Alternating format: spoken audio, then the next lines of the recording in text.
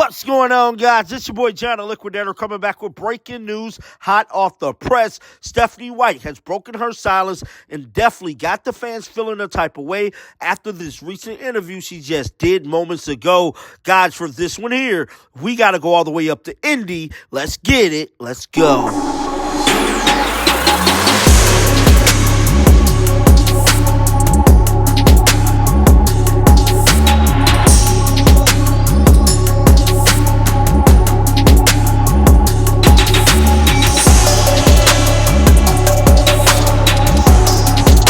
Now, I'm here to tell you guys everything was good until Stephanie White did this interview. Now, before we elaborate on exactly what was said in this interview, I want to recap how we got here. We know last year we had Christy Sides. A lot of people really weren't feeling Christy Sides, dog. She had to leave immediately. So what do the front office do? Change up the whole scenery. Move Lynn Dunn over to senior something, then brings in Kelly Krauskopf and Amber Cox. They brought in who? Stephanie White. Now, I'm here to tell you, I thought everything was on the up and up until I heard this damn interview. Now, I'm hoping Stephanie White didn't just elaborate the whole scheme and what she will be running for the 2025 season. Hopefully, she just, talking like it's a figure of speech. But it was some very concerning things she said in this interview, man. One being running a Connecticut-style offense with Caitlin Clark playing off the ball. Hold up, wait a minute. Last I checked, Caitlin Clark was one of the assist leaders in the WNBA, triple-double getting machine. And you want her to play off the ball? What? You basically want to run the same style of offense that Christy Sides tried to run in the first half of the season, which was a complete disaster.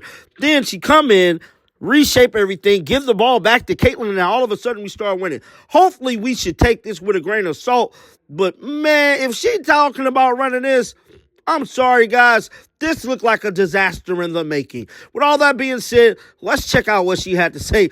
Roll the damn audio. They said the Fever had a better offseason than the Mets, which is pretty funny because the Mets got Juan Soto. Is it realistic to say that this team is a title contender in 2025? I mean, I think on paper, certainly.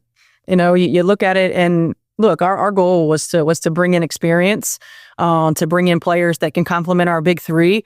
I didn't know that we would be able to build the depth that we were able to build in year one. I thought that was going to take a little bit more time. So we're very fortunate. And I think each player that we brought in complements what we have already in a tremendous way. And each player that we brought in is at a different point in their career. And so they understand what it takes to put a championship caliber team together. Now, it's our job as coaches. We got to build chemistry quickly. We've got to find rotations, right? We've got to find out which groups can play best together. We've got to find out how to make our team and each individual player as efficient as possible throughout 4 quarters and throughout 44 games. Like, we've got 4 more games than we had a year ago in the same time frame, right? No Olympic break. And so we've got to be able to get a rotation. And I think for me, that's one of the things I'm most excited about. 2 years in Connecticut, we couldn't find a rotation. Our starters had to play heavy minutes. And I think at times in fourth quarters or throughout the end of the season, you could tell that a little bit because our efficiency dipped. We've got a lot of great offensive weapons that we've got to put in positions to be successful. We've got to get better on the defensive end of the floor. And so now with the roster that we have, we got to challenge our coaching staff right now to find out what that is, because it's going to be different than I think what we had originally planned because of the personnel. So do I think we can be title contenders? Absolutely. Do I think it's going to all come together right away in May? No, it's going to take time. There's always that element of luck to stay involved and stay healthy, right? Stay healthy and be peaking at the right time. But it's a challenge that I'm excited about, that we're excited about. I'm also incredibly excited about not just the players that we brought and the production that they can bring on the court, but the players we brought that fit our locker room. In terms of people being interested, but also, that's a challenge could be a challenge for a coaching staff in terms of like all the external stuff. You've dealt with star players before, but just to be very realistic, Stephanie, you've never dealt with this kind of star player.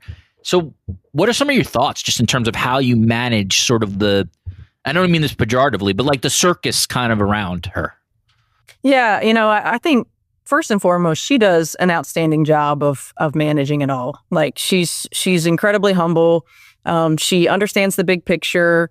I think, her family, she views it, I think understanding her celebrity, number one, but number two, like, she's a Midwest kid, right? Like she's a Midwest person and she is just who she is. And she tries to live her life in an authentic way. And, but she's very much Taylor Swift 2.0, right? And so I think from my perspective and our staff, in our franchise, it's how do we help her navigate, all of this? How do we help her protect her peace? Because it can be a lot. And how do we just be a resource for her? It's always a different level now with social media and with the fan engagement and all of the things now. But more than anything, we just want to help be a resource and help protect her. She's an incredible, I call it a kid. I mean, she's obviously a young woman, but she's just an incredible talent. She's an incredible human being. She works her tail off. There's a reason that she is who she is in terms of a player. And she's handled all of this with such grace and poise that most, 23-year-olds wouldn't be able to. And so I give her parents a ton of credit. I give her a ton of credit. We just got to help her try to navigate it in the best way that we can. And from a coaching perspective, keep the main thing. Like, look, we want to protect her, certainly, help her protect her peace, and then help her continue to grow on the basketball court, help our team be the best team that we can be, help our players understand that sometimes you got to set it all down. Sometimes you got to minimize the noise around you.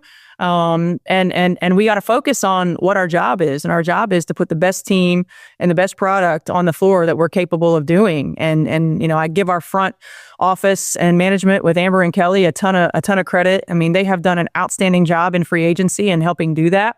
And I think from our coaching perspective, we'll just continue to be very transparent in our communication. We will address elephants in the room.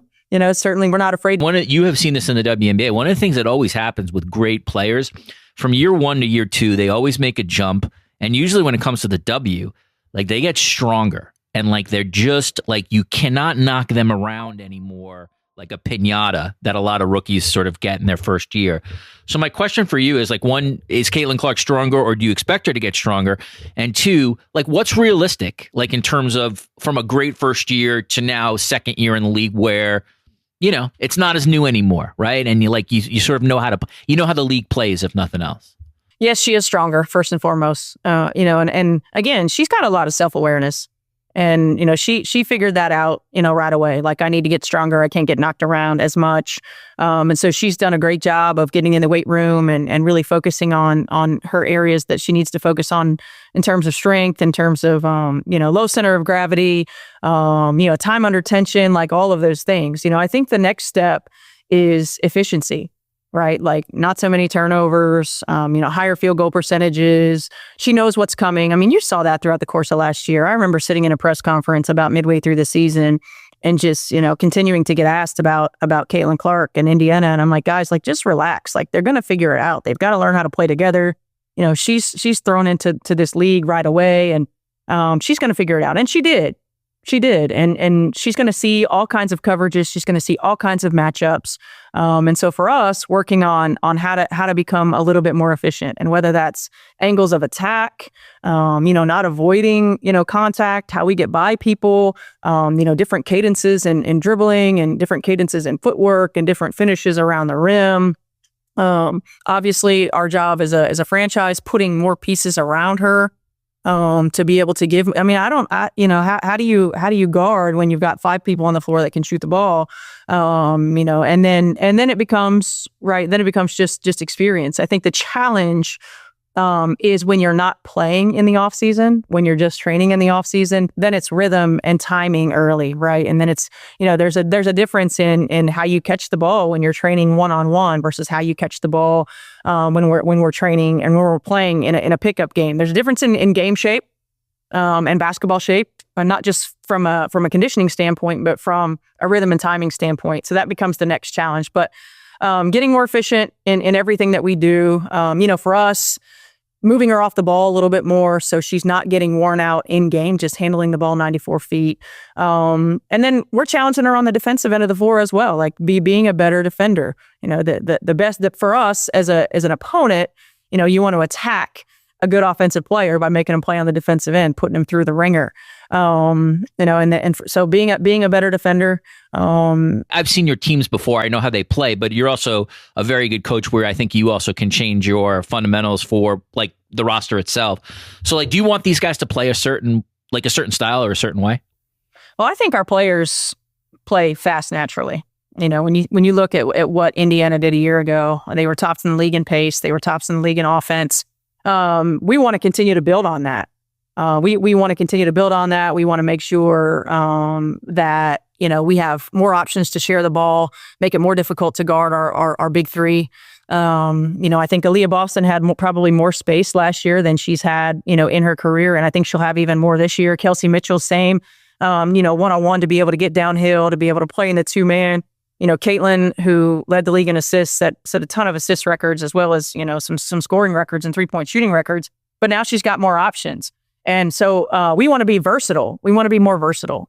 Anybody can bring the ball up the floor. Anybody can initiate offense. Anybody can run off-ball stuff. Everybody's going to be ready for our first and second action. So we got to be patient enough to get to the third and fourth action. I think where we can improve is our ability to score off of cuts with this roster. Our teams in the past, particularly in Connecticut, because we had, a really great point forward in Alyssa Thomas. In the past, we played in a lot of two-man action. I think we can use a lot of off-ball screening action with the lineup that we have right now.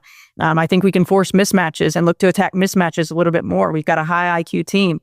I think we can get to the third and fourth side and get a great shot. I think we can continue to play fast. Certainly we want to do that. But the biggest challenge for this group, is we've got to go from where we were in 11th or 12th in the defensive end of the floor. We got to get to middle of the pack. That's going to be because there are going to be days where our shots aren't falling. There are going to be days where we're not as great offensively. There are really good defensive teams and players in our league that are going to make us uncomfortable. So we've got to get to the middle of the pack on the defensive end of the floor.